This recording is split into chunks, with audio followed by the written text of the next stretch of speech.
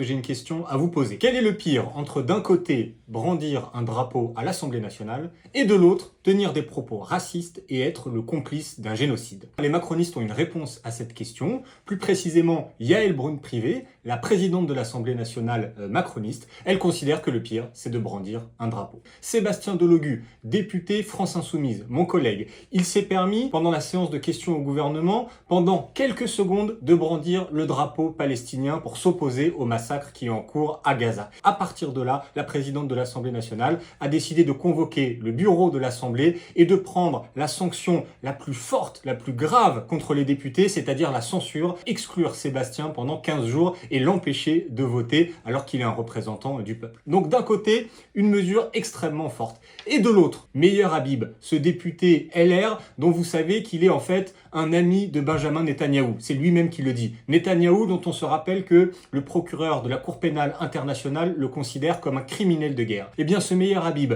qui, sur les plateaux des radios, explique que le peuple palestinien est un cancer, qui, dans l'hémicycle, en séance, quand les députés LFI disent qu'il y a un massacre à Gaza, se permet de hurler, ça va continuer. Bon, Meyer Habib, dont on sait qu'il est en France un des relais les plus puissants de toute la propagande en faveur du génocide qui se déroule aujourd'hui à Gaza. Eh bien, ce Meyer Habib, est-ce que vous pensez qu'il a été une seule fois, ne serait-ce que rappelé à l'ordre par la présidente de l'Assemblée nationale? Il n'a jamais eu aucune sanction. Alors, je crois que ces deux exemples, ça montre bien le deux poids deux mesures qu'il existe aujourd'hui. Je vais vous donner un autre exemple. Gérard Larcher, le président du Sénat, il y a quelques mois, était entré au Sénat en brandissant un drapeau ukrainien, en soutien au peuple ukrainien.